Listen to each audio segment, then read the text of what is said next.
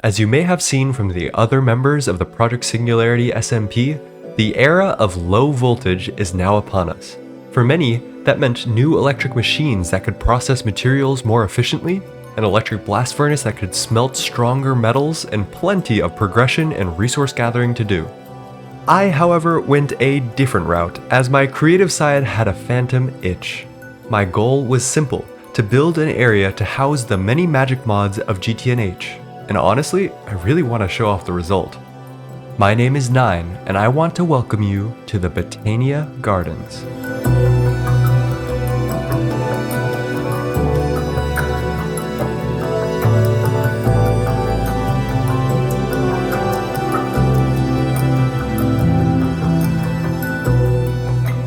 So yeah, I really took that modded hermitcraft thing a little too seriously, but as I have been mostly waiting for my teammate Flurbin to do the main tech advancements, I have had a lot of time on my hands. Today I want to go over what it took to turn a little spark of inspiration into this massive, almost finished Megabuild. I also want to explore some of the fantastic LV tier building tools that I used to get this far and how they augmented my approach. So let's start way back at the beginning, shall we? It all started on LV Day when we opened the Twilight Forest and began exploring. In the dark and dangerous caves of the Twilight, there exists a species of fungi. These fungi unlock... Excuse me. These fungi unlock the Botania mod, which, of course, if you know me well, is one of my favorite tech mods of all time. Where the heck is my editor? So I started by building a small yin-yang themed island to start our Botania journey. One thing soon led to another, and all of a sudden I had a whole cave section for mana generation and an underwater room for fueling it. Between the newly ported cherry trees and the ideas from my starter Botania area, the neurons really began to activate. I began my build with a large inlaid cylinder off the coast of our base, which could house a huge custom cherry tree. You can probably see a couple of things here. The first one is that somehow I summoned a gigantic, perfect circular structure into my square-ass Minecraft world. And in order to do this, I used the World Shaper's Sextant from Botania. This thing is like one of my favorite tools of all time. It allows the player to right-click and drag from the center of a circle to the edge, creating a perfect circular outline. As you'll see, I'll continue to use this tool a lot in building the Botania Gardens, and as a plus, it's incredibly cheap to craft for Gregtech New Horizons standards. The second thing you might notice is the texturing on the walls. This was one of those hermitcraft and modern Minecraft build things that I wanted to bring back to GTNH. Thanks to one of the developers named Querns, there is a new and lovely tool called the Decorator's Trowel, which allows the player to place a random block from their hotbar. By adding multiple stacks of one block, you can control the weight of each block in your palette and get a quick and easy solution for textured builds. Thanks, Querns.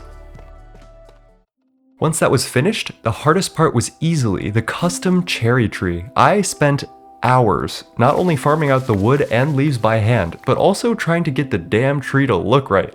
Trees are just one of those things that can immediately look horribly wrong if they're not just right. After building the branches, I began by outlining the width of the leaf clusters and then got to filling them out. Cherry tree leaves in real life kind of spill downwards like if you were to hold one of those cheerleader pom-poms in your hand, so I began by almost pulling the stray leaves down from the branches and doing this for each cluster. After all was said and done, we had a pretty damn cool cherry tree that seemed really naked and not very well lit up. So I did some terraforming and decorating with an array of pink flowers and grass, which helped a ton. In order to light everything up, I borrowed a wand from my friend Soy Cake, which had one foci that could create little colored balls of light. I think these foci require Thaumcraft infusion, which is very, very hard to do in low voltage, and if you're curious about how we managed it, go check out Soy's video on Steam Age Infusion. It's really cool. But basically, for a small mana cost, I could create these beautiful little lights, which I then used to decorate the leaves of the cherry trees and the area below. Now, obviously, flying is a gigantic help in doing something like this, so I wanted to list some ways you could possibly get flight at low voltage. The first one is loot games, which have a small chance to drop the copter pack or coal jetpack. The copter pack has a built-in hover mode, which I used a ton while doing this build. The second method, which also requires early infusion, is the thermostatic harness, which allows you to have creative flight for a small eccentric cost. After a long time refueling and dealing with the copter pack, the thermostatic harness was kind of a godsend as it could hover easily for building, and it had a much better fuel efficiency than the copter pack. The build looked great at this point, and I thought I was finished until my second brain cell lit up out of the blue. I had a vision for a circular building surrounding the area with an observatory to the east. This building would house a wide assortment of different magic-related things. I began again with the World Shaper's sextant, slowly building the base of the structure and the roof, leaving space for the cylindrical observatory in the middle. I decided early on that I wanted the roof to be made of prismarine blocks, which was a material that could only be sourced by botania, which kinda made thematic sense.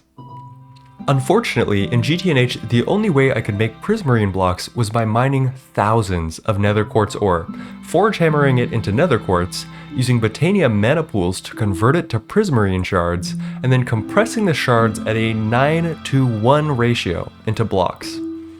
I think I leveled like 3 whole nether quartz veins just for the roof alone, and more are definitely to come. From there, I picked out a design of great wood logs surrounded by deep slate arches with custom prismarine lanterns alternating with mana glass windows. We built the pattern together on stream and it was a blast. For the lanterns, I also included another newly backported block, the copper trapdoor. Now, of course, the trapdoor is GTNHified, so we had to use a chemical reactor to slowly weather our copper trapdoors with carbon dioxide and oxygen. These trapdoors placed on top of sea lanterns made for a perfect light source for our build. I wanted to end our journey by connecting the building to the current base with a bridge I later dubbed the Bridge of the Damned. For this, I had to do a lot of terraforming, breaking down leaves and trees and flattening the area. 2 tools came in handy. First, the Horn of the Canopy, which is a botania item that breaks nearby leaves en masse. This was a great help in clearing out the many bushes that generate on the ground. The second was the Rod of the Seas, another botania item that used mana to place water source blocks. In GTNH, of course, water sources are not infinite, so the Rod of the Seas made filling in the coast 1,000 times easier. During our second build stream, we sketched out the bridge and connected it to our base. I continued the deep slate theme, joining the 2 builds with a spiral staircase. Another tool I want to remind you about is the Super Builder's Wand, which is a hype tool that allows the player to place huge areas of the same block in one click. Stream also reminded me of the Mana Blaster, which I could outfit with a flash mana lens. After dyeing the lens cyan, the result was a projectile that would create a light source very similar to Thaumic lights, but with a unique and beautiful botania animation. So anyway, I started blasting, covering the bridge in Damned Souls. Now, let's be honest here, I'm not going to work that hard on a build just to have it sit in the back of my base. So, around this time, I decided to move our Nether Hub connection, giving players who came through the portal a primo view of my beautiful new build. I think this is probably one of my best builds ever. It has a lot of attention to detail, good contrast at important places, is fully traversable in survival, and has a purpose: to house my magic stuff. And boy, will there be a lot of magic stuff soon. But I'm gonna have to leave that for another time, as interiors are a whole nother can of worms I am scared of opening right now.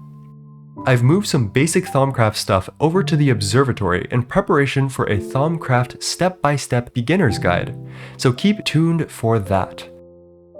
Thank you for watching episode 3 of Project Singularity. I'm having a blast just building sick builds, which is kind of surprising honestly, and I have some ideas for a fiery blacksmith forge. That will come soon. If you want to see the future of my builds on this modded SMP, feel free to like and subscribe, and I can definitely make some more. My name is B-Dubs. Hold up a second. My name is 9, and I hope that you are kind to yourself and others and do the best that you can. Peace, my friends.